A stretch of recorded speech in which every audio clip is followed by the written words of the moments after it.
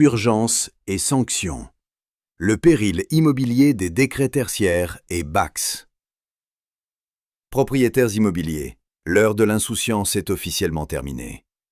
Si vous gérez des surfaces tertiaires et que vous n'avez pas encore placé la GTB au sommet de vos priorités, vous ne faites pas seulement une erreur stratégique, vous mettez votre patrimoine en péril. Le paysage législatif français s'est durci et les décrets tertiaires et BACS sont devenus les deux mâchoires d'un piège financier qui est en train de se refermer. Le message est brutal, mais nécessaire. La conformité n'est plus une option de bonne volonté, c'est une question de survie pour vos actifs. Parlons d'abord des sanctions immédiates, celles qui frappent le portefeuille. Pour le décret tertiaire, le non-respect des objectifs de réduction de consommation vous expose à des amendes administratives pouvant aller jusqu'à 7 500 € par bâtiment. Cela peut sembler gérable à l'échelle d'un grand groupe, mais multipliez cette somme par le nombre de sites de votre parc immobilier et l'addition devient rapidement indigeste. Mais le véritable poison, c'est le name and shame. L'État a désormais le pouvoir de publier sur un site officiel la liste des mauvais élèves. Imaginez l'impact sur votre image de marque, sur vos relations avec vos actionnaires ou vos partenaires, de voir votre nom associé publiquement à une défaillance environnementale. C'est une condamnation médiatique dont on se relève difficilement. Mais il y a un danger bien plus insidieux que les amendes. C'est la mort lente de la valeur de vos bâtiments. Dans le jargon immobilier, on parle de la décote brune.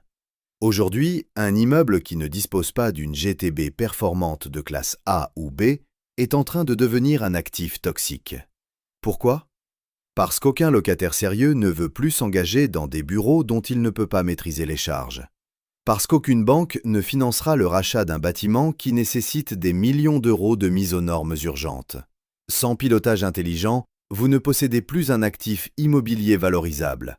Vous possédez une charge financière incontrôlable dont le marché ne voudra bientôt plus.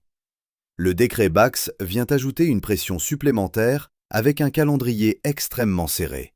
Il impose l'installation de systèmes d'automatisation pour la quasi-totalité des bâtiments non résidentiels. Attendre 2029 pour agir est un calcul suicidaire. À mesure que les échéances approchent, la demande pour les équipements de GTB et pour les installateurs qualifiés va exploser. Les délais vont s'allonger, les prix des composants vont grimper, et vous vous retrouverez à payer le prix fort pour une installation faite dans l'urgence, simplement pour éviter une mise en demeure. La GTB est le seul outil capable de vous offrir une vision claire et une défense solide. Elle est votre tour de contrôle face à l'inflation énergétique et à la sévérité de la loi. Elle permet de prouver vos efforts sur la plateforme Opérate et de garantir que chaque mètre carré de votre patrimoine reste rentable et attractif. Ne vous y trompez pas, les contrôles vont se multiplier et la tolérance de l'administration est proche de zéro. En conclusion, la question n'est plus de savoir si vous devez investir dans une GTB, mais si vous pouvez vous permettre de ne pas le faire. Chaque mois d'attente est un mois de factures trop élevées, de risques juridiques accrus et de valeurs vénales qui s'évaporent. Le temps de la réflexion est passé, c'est désormais le temps de l'action et de la protection de votre patrimoine. Le mur réglementaire est devant vous. Allez-vous le percuter ou allez-vous enfin prendre les commandes de votre énergie,